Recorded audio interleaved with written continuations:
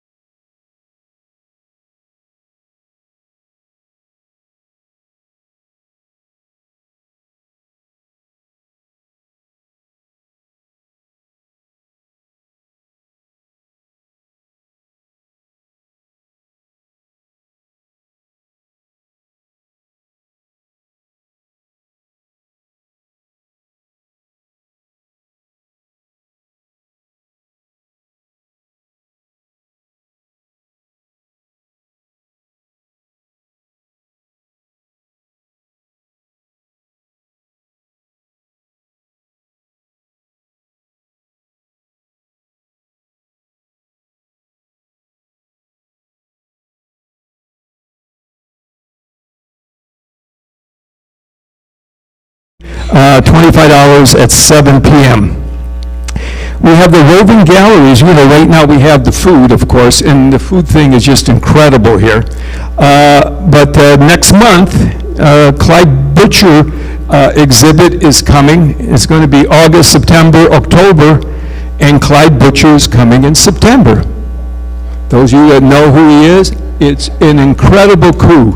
I mean, incredible, because this is, I think, at least his second time here, and the third time I think we kidnapped him, but whatever. But he's been here a couple of times. So just to let you know that he is coming, making sure that he's still healthy. And yes, guys, go in there and eat. Get some more food. We got plenty of food. So we have that. And then finally, Miss Lindsay and Andrea have put together this program for the rest of the summer. They're on the tables, and if you need more, they're downstairs. And what it has on here is everything that's going on at the museum. And on Saturdays, they gave up their Saturdays to come in and work a regular shift from 10 to 4. is that on the first and third Saturdays of the month, they have family night where they invite the kids and their families to come in. And Andrea and Lindsay put together these programs to keep them engaged. And apparently the parents did it real well, and because they did a whole 45 minutes on a case up here while they were being entertained by the kids and so forth. So lots going on, so we appreciate that. So again, you have that going on. Now, you say, well, Steve, thank you for all that information. We're hungry. We want to hear Gary. Okay, well, let me give you some information on Gary before we turn it over. Okay. Gary Mormino is an American historian and author. He's a frequent contributor to the Tampa Bay Times. He's the Frank E. Duckwall Professor of History Emeritus, and he's the past director of the Florida Studies Program at the University of South Florida in St. Petersburg. And he's also on YouTube. I mean, the guy is just that good. He is doing the Dreams in the New Century, Florida. It's on YouTube. Look it up. And he taught a class today in Tampa, so we're glad he came in. And it's also on YouTube. And there was a lady here just earlier that came all the way from the Tampa airport because she saw us on YouTube and all our other lectures, and she wanted to see in person. Thank you very much. I appreciate that. So Lindsay, it is working. So it is working. Thank you. With that, we want to turn it over to Gary Mormino. Thank you for coming. Thank you. What a lovely setting. I always begin my food talk with a story. How many of you recognize the name James Billy? At least one person. James Billy arguably is the most important leader of Native Americans in the 20th century. And his food story is, first, he was born during World War II, never knew his father, who was an American soldier. His mother was a Seminole. And he was almost killed as a baby because he was a half-breed. A Seminole woman rescued him, and after serving in Vietnam twice, to his astonishment at a young age, he was elected chair of the Seminole tribe. Lacking confidence to lead the Seminoles into the modern era, he asked a medicine man, "What can I do to win the confidence of my people?" He said, "You must first go out and capture, kill, and eat a Florida panther," which he proceeded to do, was promptly arrested for killing an endangered species. He pleaded in a famous trial. It was a religious purification ceremony on sovereign land, and was acquitted. He steps out of the Henry County Courthouse. There are 300 journalists there, trial of the century. And what's the first question they asked? "What does panther taste like?" He said, "It tasted like a cross between manatee and bald eagle." Thank you. You've been a great audience. I'm going to be playing at Floral City at the TikTok Club this week. Food, I'm teaching, in fact, I taught a class this morning on the history of food. Food is a perfect class to teach. It incorporates everything about us. Immigration, ethnicity, more arguments about food than probably anything else. And let's do a tour of Florida through food. To be honest, I think there are more than 10 foods, but who's counting? Anyone know what this crop is, by the way? The story is too long to get into. No, see, everyone guesses sugarcane. It's not even close to sugarcane. Sugarcane is 10 feet tall. My Sicilian grandfather began his life in America cutting sugarcane. He would have loved to have had to cut that. And what's the answer? Gladiolas is the answer. Gladiolas was once a major crop. I don't know if you can eat them, but there's a long story associated with that that's going to take too much time, so we'll move on. You notice the quote there. "There is a time of year when the natives feast. For such purposes, they choose special cooks, much like we do at Thanksgiving and Easter and things like that. This is the backstory of this would have made a great movie, and maybe Hollywood do. The artist is a man named Jacques Lemoyne, who was a Flemish artist who was with the French colony at Fort Caroline, the first settlement in Florida. It was a Huguenot French Protestants, and he barely escaped with his life when the Spanish Catholics attacked them. And he more than likely he left his sketches behind. And in Flanders, he recreated them. And it's the first, I've got about a dozen of his, the first illustrations of agriculture in the New World. First of all, do you know what are they fixing, by the way? It's a special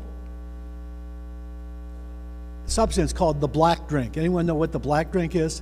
Apparently, it's like drinking a cup of 60 shots of coffee in one cup.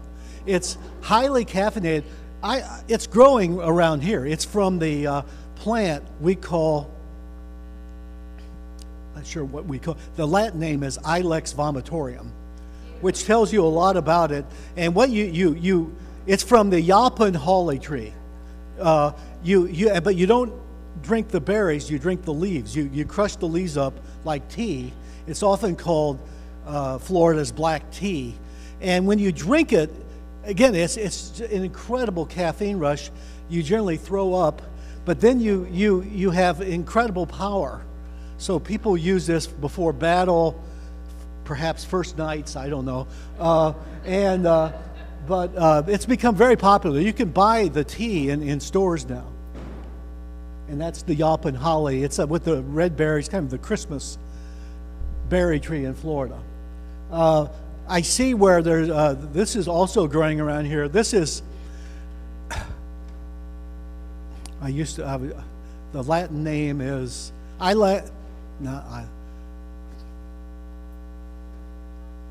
it's escaping me right now.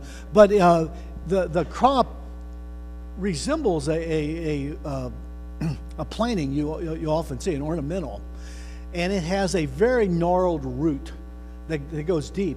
You eat the root, but if you took a bite out of it, you would die of poison. It's highly poisonous. But Native Americans learned that if you grind it into kind of a flour and filter it 4 or 5 times, you create basically Indian flour. We call it arrowroot, but you can use it as a thickener. During World War I, they discovered Americans who had been gassed in Europe. One of the few things they could hold down was biscuits made from Kunti, is the plant, and the Latin name will come to me. Okay, I'm going to leave if you miss all these. So I was told that this is a very savvy crowd. So match the crop. You don't have much of this anymore, but not 50 years ago, cities were known for what they produced. Detroit cars, but in Florida it was almost always agriculture. So what crop matched Sanford and Sarasota? Celery is the correct answer. How do you know that? Okay. I don't know if you've been in Sarasota lately. There are not a lot of Sarasota fields, or a lot of celery fields in Sarasota. Dade City. Kumquats is the answer. There's a kumquat festival in Dade City. Pine Island. What? Mangoes, exactly. Mangoes. Homestead also grows mangoes. You don't see it grown commercially. Pine Island is also great for smoked fish, by the way. Monticello, Florida. Watermelons. Actually, you're right. Pecans is the answer for that. Thank you. Weewahitchka, that's the best one. Honey, Tupelo honey. It's really the only place in Florida that you can harvest. It's only harvested in the Tupelo tree in swamps. How many of you have been to Weewahitchka? More than I would have thought. Okay. Hastings, near St. Augustine.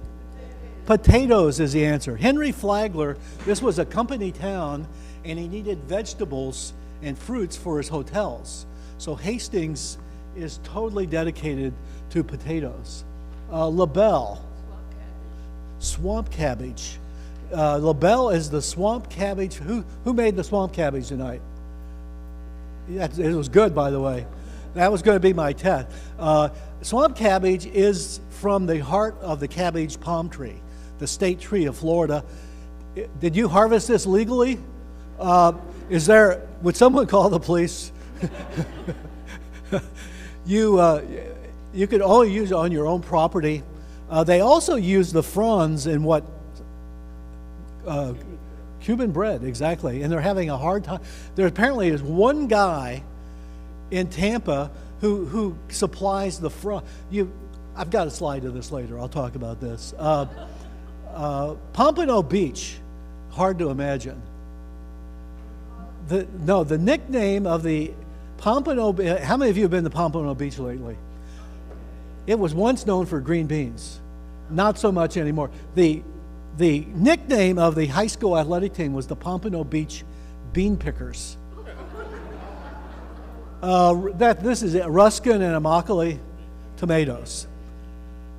Mazaric Town. What? Chickens. They're Slovak immigrants, and they came over in the 40s, and they got land. It's on Highway 41 on the Hillsborough-Pasco County line, Pasco-Hernando County line, and it's a fascinating place. We used to go there Sundays for chicken papariche at the Mazaric Town Hotel. Zellwood, corn. It's unclear to me now, I'm getting mixed signals, whether they're still harvesting Zellwood corn. Part of the problem is, of course, that land is so valuable for condos. And Homestead, avocados. One of the few places in Florida that harvests this. So you're pretty good. This is the Sarasota celery fields, owned by Bertha Palmer. There's a footnote to this. My wife and I honeymooned at the Palmer House in Chicago. There's a plaque there in our room now, if you've been there. But she was the richest widow in America, and was shivering one day in Chicago and read about how pleasant Sarasota was, and moves to Sarasota and becomes an extraordinary person there. Sanford celery fields near the St. Johns River. This is one of my favorite photographs. I think it's a staged photo. I think this guy sent it to his brother-in-law in Chicago and said, "We had a poor cabbage harvest this year. The cabbages were so small." I think he may have 2 or 3 cabbages together, but regardless, it was probably also grown on virgin soil, muck that had never been anything planted there before. This is a lettuce farm in Bartow. Notice anything misspellings there? They spell lettuce, Lettus. It was a University of Florida graduate, by the way, apparently. How many of you ever heard of Yamato? Yamato was the only Japanese colony in Florida. It's an amazing story. Japanese immigrants came. I have an article from the Miami Herald. We need more Japs. Now, it's a slur, but it was actually a positive article praising how resourceful and talented Japanese agriculturists were. And that's now is it a state park, or it's a park? Most of them were gone by the time of Pearl Harbor. This is what swamp cabbage looks like. Legal swamp cabbage, I should add. $10, by the way. In 1920, you probably could have bought an acre of cabbage palms for $10. This is the Weewahitchka Tupelo honey and the swamp nearby. This is, in case you're wondering if I'm really truthful, this is Pineland mangoes. I just gave this clipping out today to my class. It's a 1910 clipping, and it's a recipe for avocado salad. Lest you think that millennials are the reason they charge $12.50 for avocado toast. We've been eating avocados for a long time. They called them then alligator pears. And savvy fishermen here know this. Mullet. No protein has fed more people, poor people in Florida than mullet. I mean, mullet was the go-to if you were poor, and if you were rich but miss your days of poverty. It's seemingly bountiful, endlessly, although we found out nothing is forever in Florida. It was cheap, and it was marvelous when you smoked it. So, by the way, I took this about 35 years ago. Good luck at finding a smoked mullet dinner for $1.75 now. I mean, has anyone bought one lately? $10, I suspect. But the fish has a lot of fat in it. That's one reason it smokes well. And my friends, that is a properly smoked mullet. I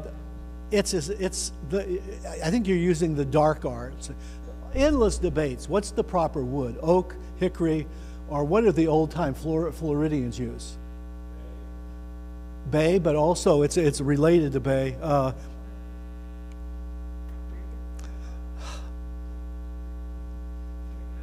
It's related to the mangrove family, and it's only grown on the coast in South Florida, and the name escapes me now. The type of it will come later, but anyway, sorry. How many of you have been to the Boggy Mullet Festival in Niceville? You've been there? Will you go back? All right. Okay. Oh, by the way, here I have. Well, I need to go back.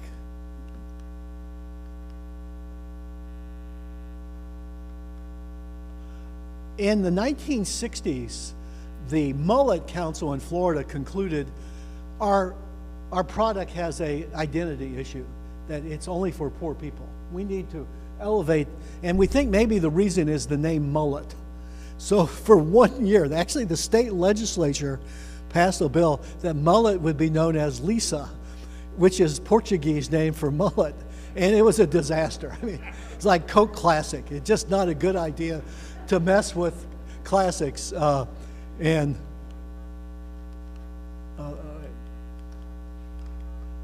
many of you have been to, sorry. Ted Peters may be the high altar mark. Now, I'm from St. Pete. I may be biased, but Ted Peters began smoked mullet business with a cleaned out barrel on the side of the road with like $15 in capital. And he hoped today's purchases would finance tomorrow's meal. And I think a mullet dinner there is now like $14, $15. But it's really good. The only thing they sell is smoked mullet and cheeseburgers. What more do you really need in life? I mean, seriously. How many of you think a grouper sandwich is just about as good as it gets? I would have expected. I've done a lot of research, and I'm curious how and why grouper has become so popular.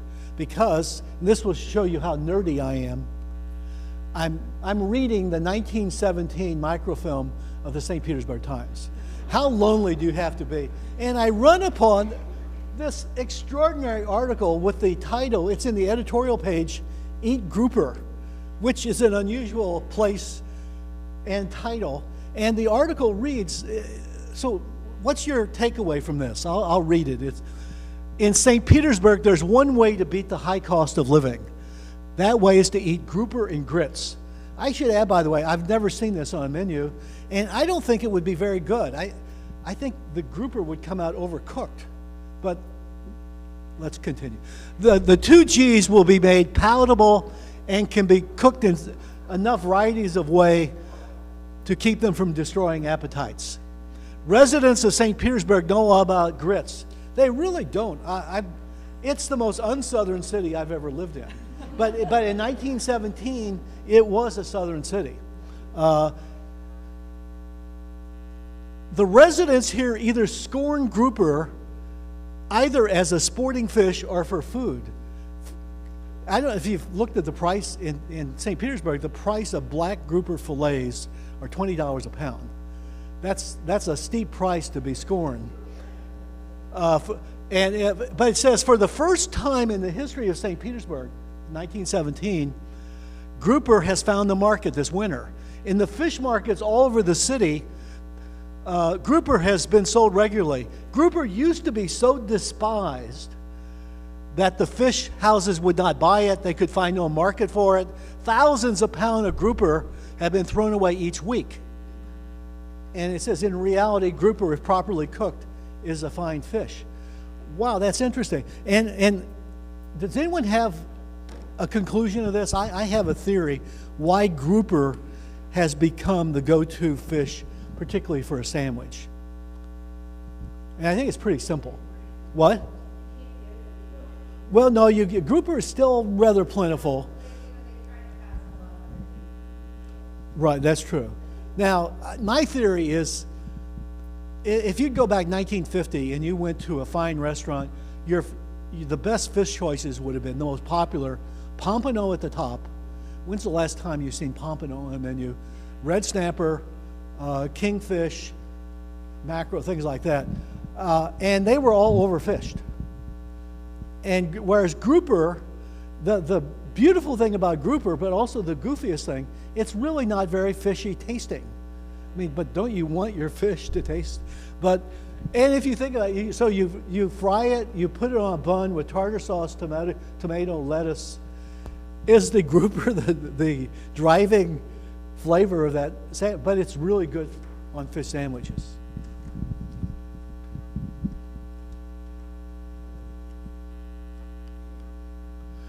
You may say, give me proof. I'm dubious about your theory.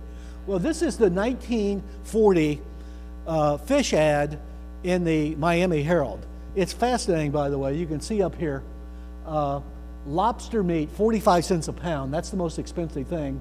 Stone crabs, 35 cents a pound. I have students look this up. A first date at Joe's Stone Crab is like a $200 meal now. Grouper, turtle steak, which is now illegal, is 45 cents a pound. Kingfish, 25 cents. Pompano, 45 cents. Mullet, 10 cents.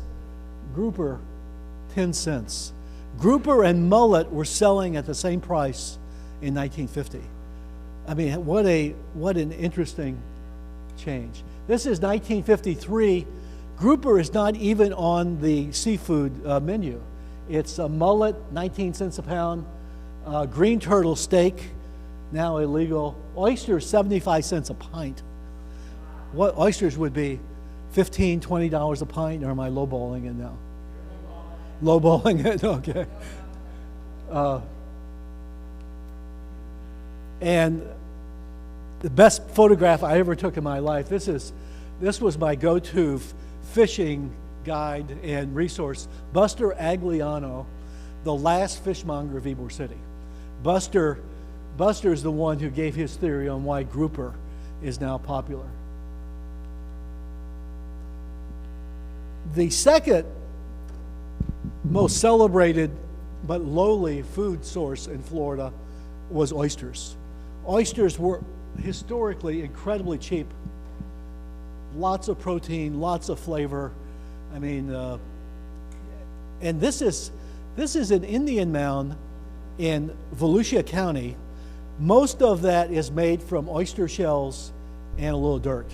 And there must be 1 billion oyster shells. That's the highest landmark, I think, on the east coast of Florida, which is an Indian mound.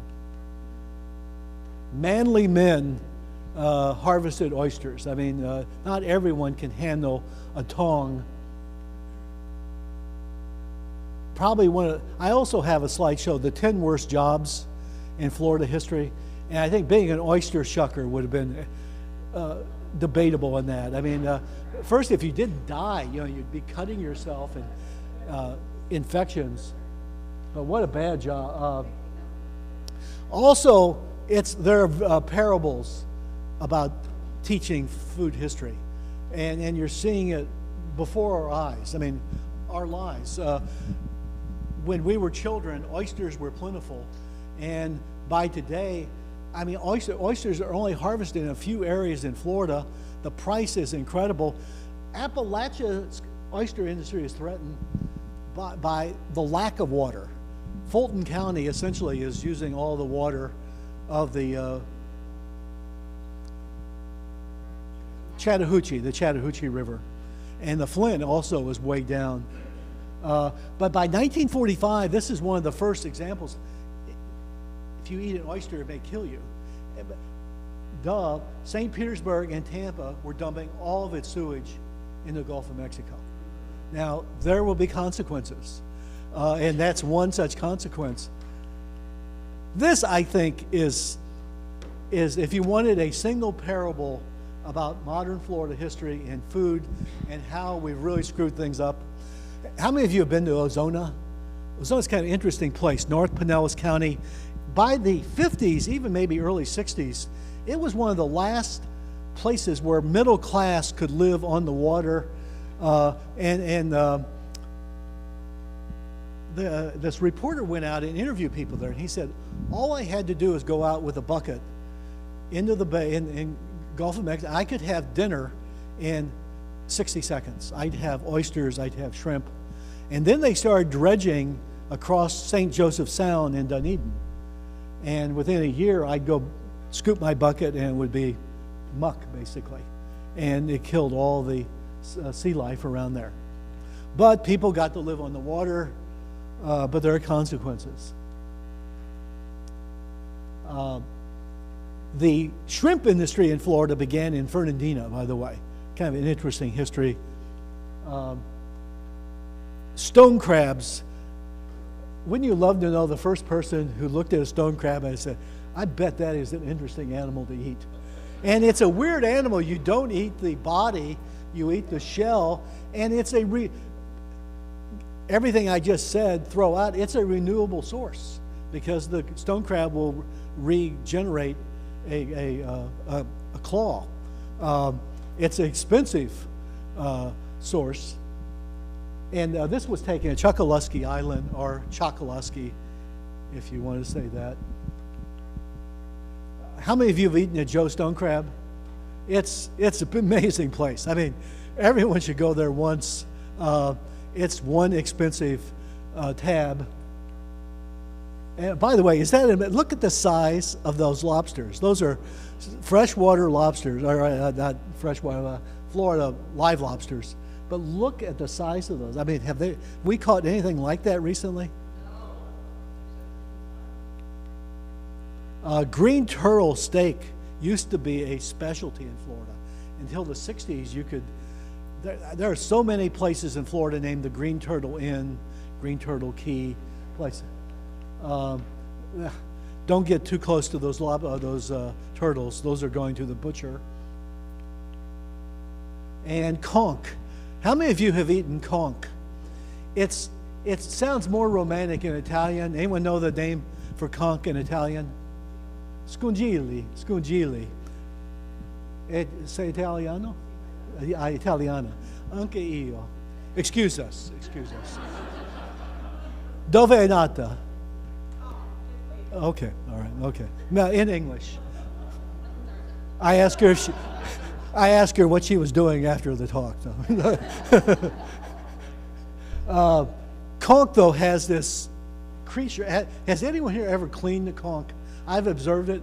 Is that the nastiest? It is slimy, but the product is delicious. And today, if you buy a conch fritter, there might be a piece in there. But conch were once plentiful. They've been unsuccessful regenerating conchs in Tampa Bay. And I understand the Bahamas it's no longer legal to catch conch. You generally die for them, and this is you can see a little of the slime. He's washing it off there. And it looks like a conch was originally someone who was born in the Bahamas, typically black, and moved to Miami and places like that. Okay, to Florida's most important historical crop, what are they planting? What do you think they're planting? Corn. They're planting corn. maize. And this is that same artist. And he recreated this back in Flanders, and he got several things really wrong. What are the two things wrong about his memory of Indians planting corn? Someone generally gets this. What? That is also true. So there's more than one thing. They do plant the kernels, yes. But generally, that's one of the things wrong. Native Americans were brilliant about, yes, go ahead. Exactly. They called there's the three sisters. And the three sisters, they planted together a bean seed, a squash seed, and a corn kernel. And the beans and squash grew around, and what does beans do to the soil? It introduces more nitrogen. It's also ecologically friendly. What's the other thing they got wrong, or he got wrong? They did not plant in rows. They planted in mounds together. Other than that, he nailed it.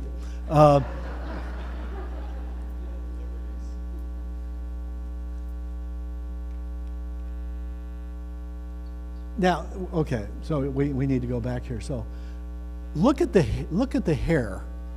Now, that is Renaissance hair, and look at the hair, and then look at the next photo, the next painting by Botticelli, a famous Renaissance artist. This is La Primavera, spring. Oh. You can see the similarities there. How many of you have been to a grist mill lately? There's one or two left.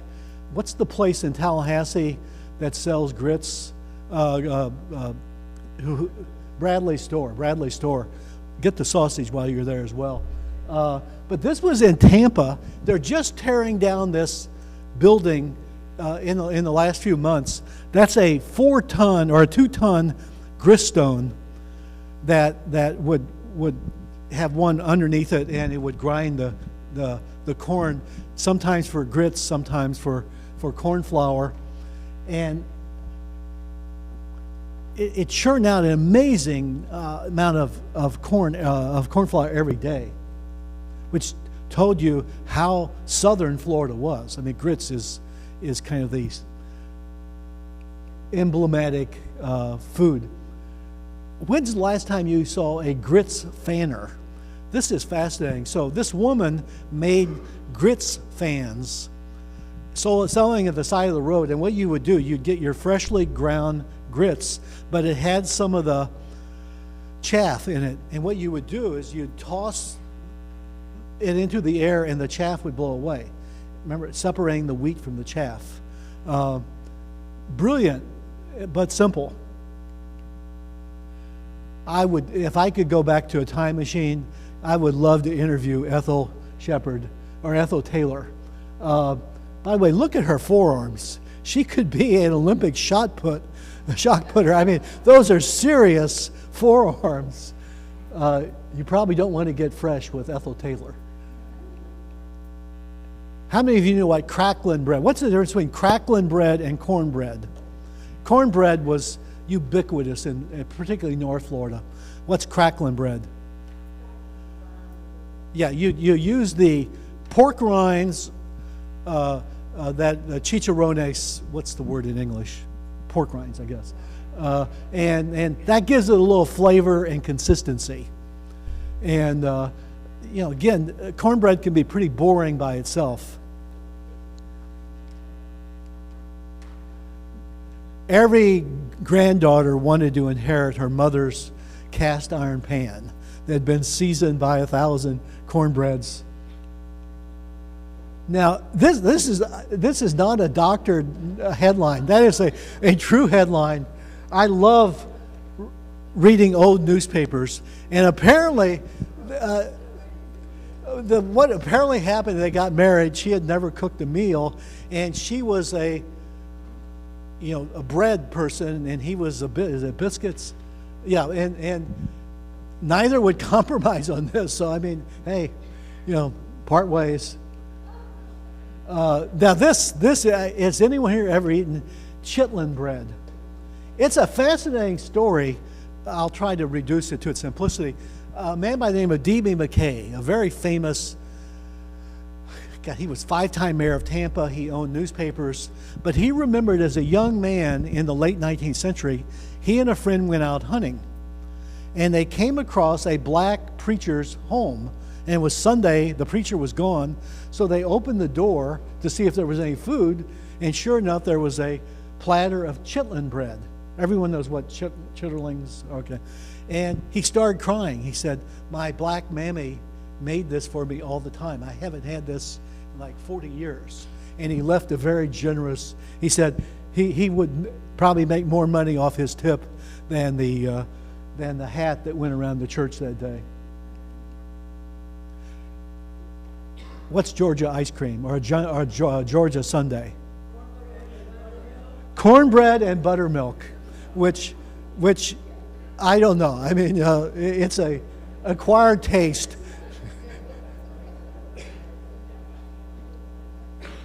I like to ask class, what's the most significant, I mean, this is a big question. What's the biggest event in the history of the world? I mean, talk among yourselves, write an essay. It's what historians call the Columbian Exchange. So it's 1492, that era, but Europe and Africans and Asians all came in contact with Native Americans here, and it's as if the continents merged. There was an exchange of foodstuffs. No Italian had ever eaten pizza with tomatoes before 1492. No Javanese had ever eaten a dish with peanuts. No American had ever eaten a T-bone steak. You know, all these things were the product of this incredible culture. Sadly, they also brought germs with them and diseases. Yellow fever, measles, mumps, all those things. But the chicken, and the Europeans and Asians, by dint of luck rather than horticultural skills, had domesticated cattle, pigs, chickens, horses, and whereas no such mammal was domesticated in the New World. Not because the Indians were dumb. It's not all animals. You know, zebras can't be domesticated. Buffaloes can't be domesticated, really. But it profoundly changed our diet. These are cracker cowboys in the Florida interior. Anyone know the artist? Frederick Remington, big time. This was not served tonight, otherwise the police would be arresting the cook. This is the state, I suppose the state tortoise of Florida. It's the gopher tortoise, which burrows in the land. This used to be, they used to call this Sunday chickens in a lot of places. I'm not making this up. In Pensacola, they had a large Catholic population. They used to serve gopher gumbo on Fridays, and a Protestant minister wanted an investigation whether a turtle was really a meat or a fowl but at any rate. They're protected now, declining in population. If you're a politician running for office, you have to get used to eating weird things. This is the Possum Festival at Wausau. She ate it, but she lost the election. Oranges, perhaps the most emblematic food of Florida. Oranges are native to China. They weren't brought over until probably the early 1500s. By 1565, when vessels are coming into St. Augustine, sometimes they can smell the orange blossoms from a mile away. That's a painting of an old grove, probably in the late 19th century. Very different horticulture than today. Not nearly as round and squat as the trees are today. This is so much of what I teach about, when I teach Florida history, is about loss. I sometimes get really depressed about, when's the last time you saw a packing shed for orange groves? You would have 10,000 of these in Florida, where after picking the oranges, you would grade them, clean them, put them in boxes, often tissue paper, and to the nearest railroad, a mule cart would take them. It's largely gone. The citrus has absolutely tanked in Florida. I like to ask my class this, and this has never happened, but an adult audience, this should be interesting. You have to be honest. How many of you had a glass of orange juice for breakfast this morning? Wow, that's demographics. But if you're 16, that's a fuddy-duddy drink. You know, you can get a cappuccino, a frappuccino at Starbucks. You can get kiwi-flavored water.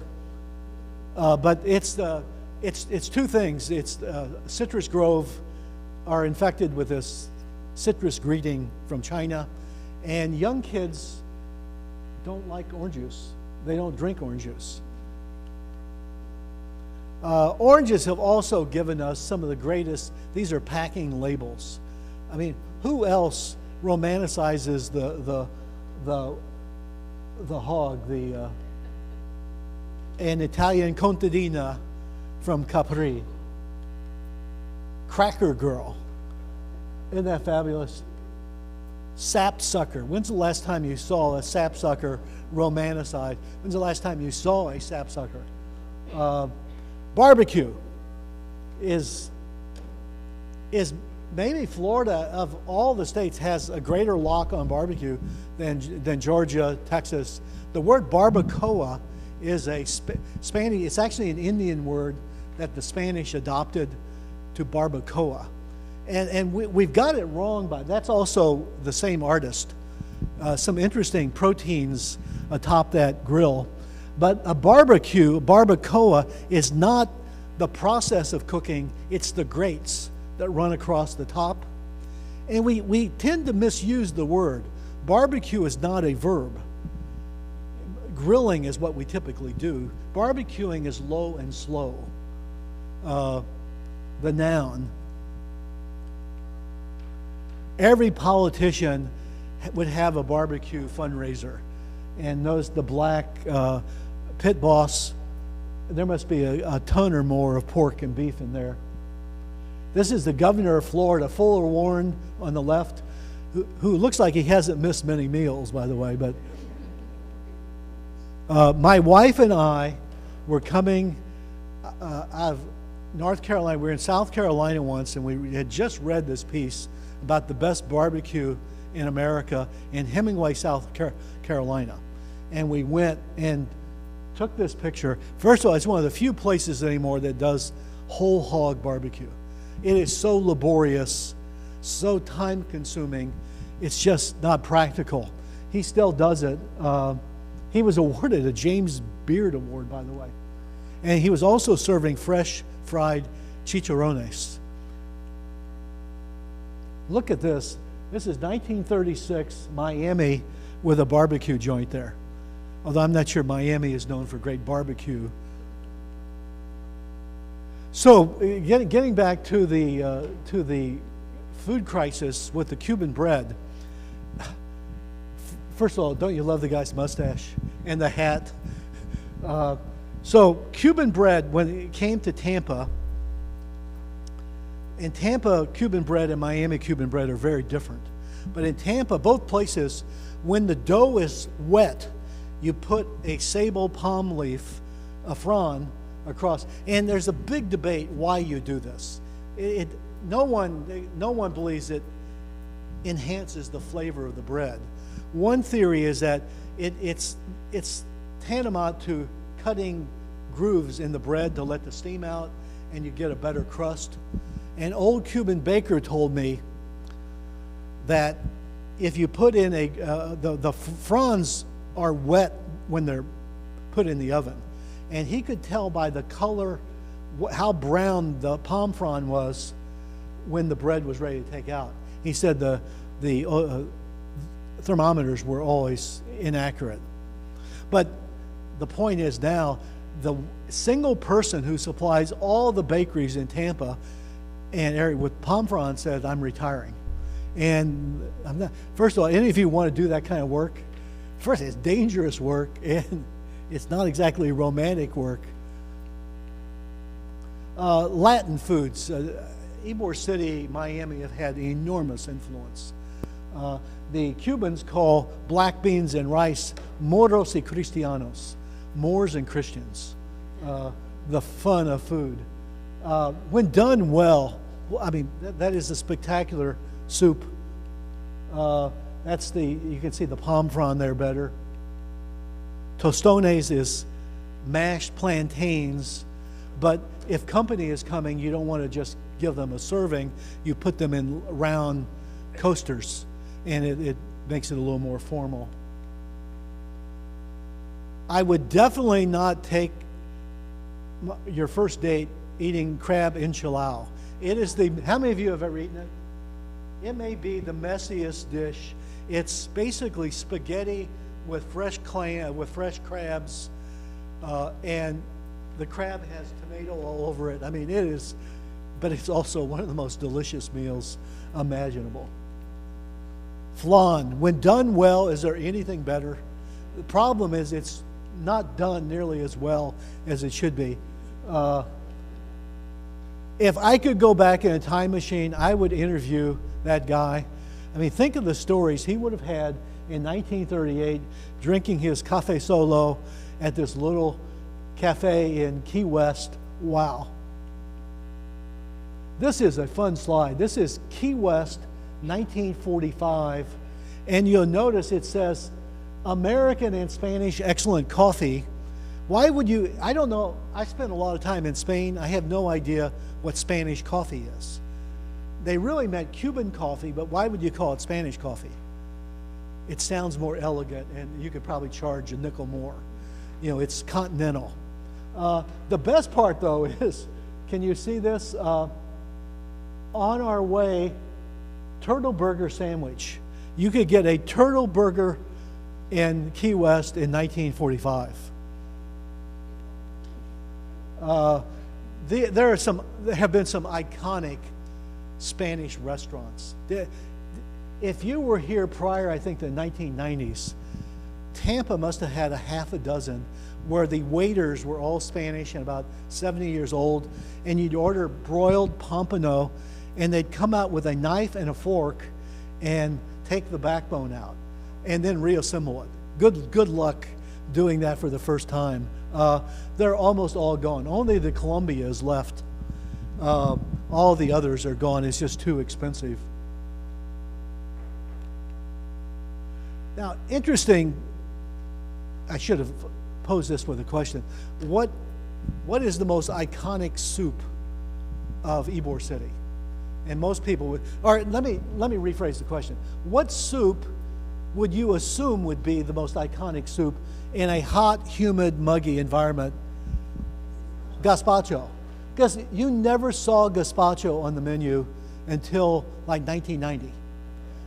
Because gazpacho is a southern Spanish soup from Andalusia, and the Spaniards in Ybor City were from a cold climate in northwestern Spain. Their soup, which I think is the greatest soup I've ever had when well done, is Caldo Gallego. How many of you have eaten Caldo Gallego? Wow. It's a poor person's soup. It has ham, it has chorizo, it has Great Northern beans, it has turnip greens in a ham chicken broth. Wow, it is spectacular. But it's a really cold weather soup. But if your grandmother made it for you, who cares? I just put that in last night because I didn't think I had those others in there. Let me go real. How are we doing time-wise? 15 minutes. Okay. So Key West may be. I'm assuming almost everyone here has been to Key West. I mean, what a fascinating place. Key lime trees grew there. It's one of the few places in Florida you had key limes, which they used as kind of their Tabasco sauce. What you would do is squeeze key lime juice, and then you would a healthy sprinkling of salt, and you use that almost everything, every meat, every vegetable, and that was, again, the equivalent of the salt helped preserve it, by the way. and it was called Old Sour. So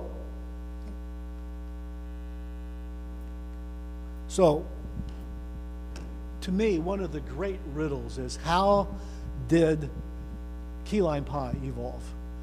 No one kind of invented it. It evolved, and really the key areas is the Middle Keys. So imagine you lived in the Middle Keys in the 1870s. First, you would have had the greatest diet of protein of anyone in history. The quality fish you could get at ease, but you're also lacking some essentials. You're in the middle of nowhere. There are no stores there. You might get once a week a packet boat or something. You couldn't grow anything there except key limes, because the rock is up to almost the top. There's just a little layer of earth there. And everyone, I mean, if you only eat protein, you're still hungry. People wanted a pleasurable dessert. But what are you going to grow? So you have key limes. You also have no sugar. You have no flour. Why would you have no flour there? Even if you bought flour, what would happen to it in the Keys? You get buggy, moldy. So how do you create a dessert? And it happened, most of the inventions came out of Key West. One was in about 1870, Gail Borden in New York came up with the idea of evaporated milk, where you take the water out of the milk, and if you put it in a pressurized can and sanitize it, it can last for years. But they discovered that if you put sugar in the milk, evaporated milk, it retarded decay and spoilage. So sweetened condensed milk. Now you can get a can of sweetened condensed milk, and you have key limes. You could make pudding, certainly, but what about key lime pie? That invention is made also about the same time he's born in 1829. But Sylvester Graham, who's a weird guy, by the way, physician, health nutritionist, believes, by the way, he was right, white bread will kill you, white refined bread. So at his clinic, you only ate whole grains, and he perfected the graham cracker. Slightly sweet, you get dessert, but healthy for you. Now you have your crust. You crush graham cracker, and you get them in the envelope so they're fresh. Grind a crust, you butter or just water. You have the pudding. What do you do with the egg? And you put an egg, by the way, the yolk, in the pudding to thicken it. What do you do with the egg white? You make meringue, if you care to. And it's the simplest recipe for a brilliant pie ever made. Good luck, by the way, getting a nickel a slice. I asked students, they said a slice is about $12.50 a slice now in Key West. And now they put caramel on it. You don't put caramel on key lime pie. A lot of housewives, to supplement their income in the Keys, they already had key lime trees, so you just opened kind of a luncheon shop with coffee and pie. Jeff Klinkenberg, who used to work at the Tampa Bay Times, told me a story. He did an article on his favorite key lime pie in the Middle Keys there that was unknown to most people. And he asked her name and address before he left, and she found out he was a newspaperman, and she just got enraged. The last thing I need is people from St. Petersburg coming down here. I'm already being worked to death. Get out of here. And so two of his colleagues were getting married and smiling. And there are recipes for turtle stew, all these exotic recipes, not a single recipe for key lime pie. Now I asked my students, how do you explain that? It's simple, I think. Yeah, you don't need one. It's the simplest.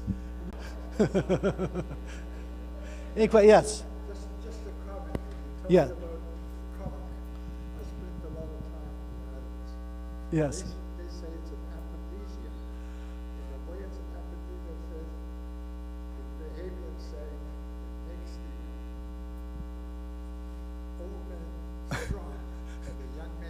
delicious. Did you hear that? He said he heard that the rumor is that conch is an aphrodisiac. It makes old men strong and young men vicious. Any other questions? Is there a signature dish of Inverness? I mean, if there were only one dish, everyone's Last Supper, what would it be? Or are you just too heterogeneous now? Or what would have been 50 years ago? Chicken perlo, sometimes pronounced perlou, but it's spelled P-I-L-A-U. I mean, since when does P-I-L-A-U become perlou or perlo? And it's a classic case of a fancy dish, rice pilaf. It's a southernization of pilaf to perlou. And in 1938, the governor's wife, Mrs. Fred Cohn of Florida, they asked her for her favorite recipe, and it was for chicken perlou. Basically what it is a rice dish with a protein in it. But you throw anything you have left over, onions, mushrooms, whatever. But it's the classic school festival one dish casserole. Chicken generally, but you could put almost anything in there. But other questions? Thank you. So yeah, we have a question. My favorite dish. Wow. You know, I tell my students, on my deathbed, I will think of my Sicilian grandmother. We used to go to her house for Christmas Eve. By the way, I'm the first Mormino male to get out of grade school. My father dropped out of school in 4th grade. I did graduate from grade school. But they were very poor, my Sicilian relatives. For Christmas, she made rabbit Italian sausage, which you wouldn't think. Rabbit is so lean, you wouldn't. So she'd have to put, I guess, pork fat in it. And she used the old-fashioned casings that she got at the butcher shop. And of course, you put fennel seed in to make it. And I mean, looking back, I'd give $100 for a fried rabbit sandwich right now, which my daughters would kill me for. But so that's more of my yearning for the old days, I guess. Yes. Best cookbook. Gosh, I've looked through so many cookbooks. I must admit, have you been watching the Stanley Tucci show on CNN? That's in my class, in my food class, I show a lot of film clips of food. If you think about it, nothing exposes our virtues and flaws more than food and family. The arguments over food, but also we look back at how sacred those were. And Tucci, one of the clips I show, how many of you have ever seen Big Night? Big Night may be, you need to go, Big Night. It's Stanley Tucci has hair. He's about 28, 29 years old. And the plot, I won't give it away. The plot is two brothers come to the Jersey Shore and they want to open a classy Italian restaurant, not a pizza joint. And it's failing. And they hear that Louis Prima is going to come there, and that will put them on the map. So they make a dish. I bet no one here, I have never seen it on the menu. It's called Il Timpano. Has anyone here eaten Il Timpano? It means the drum in Italian. So you use it's like pizza dough for the rim of the drum, and then you pour everything: eggs, deviled eggs, sausage, pepperoni, etc., tomato sauce in it, and then you bake it. And I won't give away how it ends, but it's one of the most beautiful endings I've ever seen. But I didn't have.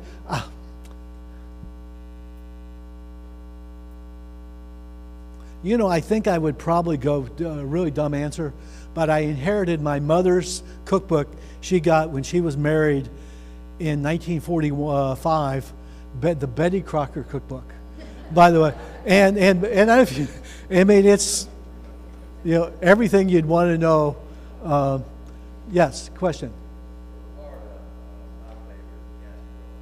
That is he said for Florida, his favorite is the Gasparilla cookbook. It has won all sorts of awards. You had a lot of Latin women who really knew how to cook in those days, put it together. And it's very good.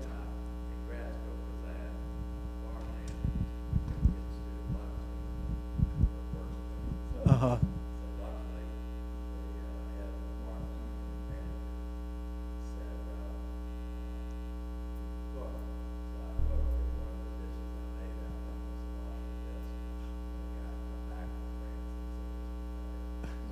Could you hear? He said, I can't remember the background, but he made a perfect recipe. Was it from the cookbook, the Gasparilla cookbook, that he said is his favorite cookbook? And he made lobster bisque, which people were crying over. It was so good. So, no, that's, I even use that in class. First of all, I am the greatest Marjorie Kinnan Rawlings fan. I still cry when I read The Yearling. There's a great new biography of her out. I mean, the story is unbelievable. You think, here's a woman who was really high society. Her family was important. She went to University of Wisconsin. She worked at important magazines, and she marries Charles Rawlings, who's something of a kind of a playboy author, and their marriage is breaking up in New York. So they have a great idea. Is this a good idea? To save our marriage, let's buy a farm in Florida. And it's a failing farm in Florida. I think he had gotten an inheritance, and of course, he does write a great story about Tarpon Springs, but he soon leaves, and she comes of age. She learns how to hunt, learns how to curse, smoke tobacco, and she wins. It's the first Florida book and first Florida author to receive the Pulitzer Prize. She was on a book tour at a hotel in Raleigh and read in the paper she had won the Pulitzer Prize. How good is that, by the way? And the Cross Creek cookbook, it's called Cross Creek Cookery, is unbelievable. I have students read. So the recipe there's a turtle recipe in there. And the first sentence is, decapitate the turtle and discard the entrails. Now, first of all, is that a simple declarative sentence? Decapitate the gopher and discard the entrails. And she describes how you have to scald it, and then but the meat. And there's a recipe for bear pot roast. And she said, we shouldn't be eating this anymore. It's published around 1945, I think, before bear hunting was outlawed. But just the prose alone, thank you for saving me. And I can't believe I didn't think of that myself. Yes? Okay. The challenge, how do you make something interesting in a very bland piece of steamed dough? And so you put a little maybe farmer's cheese or a bit of protein and some fried onion, and glorious new introductions to cooking. So, final thoughts or questions? Yes. Yes. The guava. My favorite dessert in Ybor City is the guava tart, guava turnover. The Cubans now it tastes almost nothing like guava, and looks they do a red food color, but in a turnover, a really good turnover, sometimes they put cream cheese in if you want. But the guava, you used to have guava forest in Florida. You can get guavas at Publix now, but it's still kind of unusual. Do you have a guava story? Well, in this area, there's guavas everywhere. But the freezes.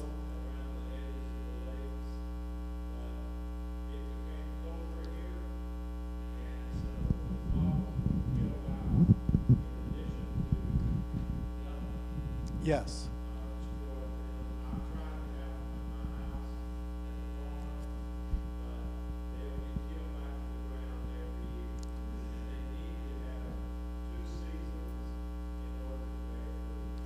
Every old home in Ybor City had a guava tree, a mango tree, and you're right. The freezes in the '60s.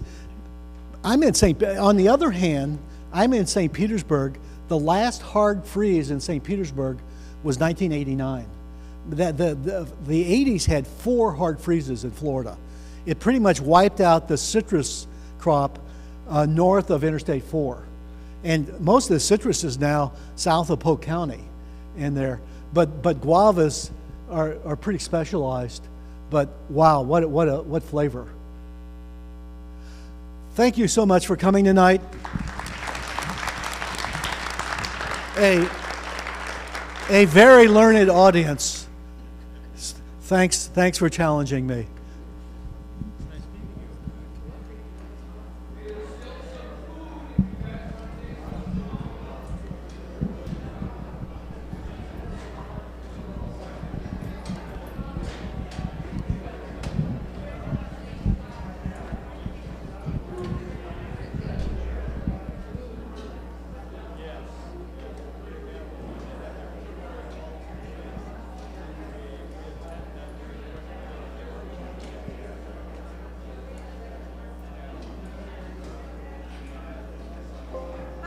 Hey, how you doing? Hi, how are you tonight? Good. Enjoyed it. You're kind, thanks.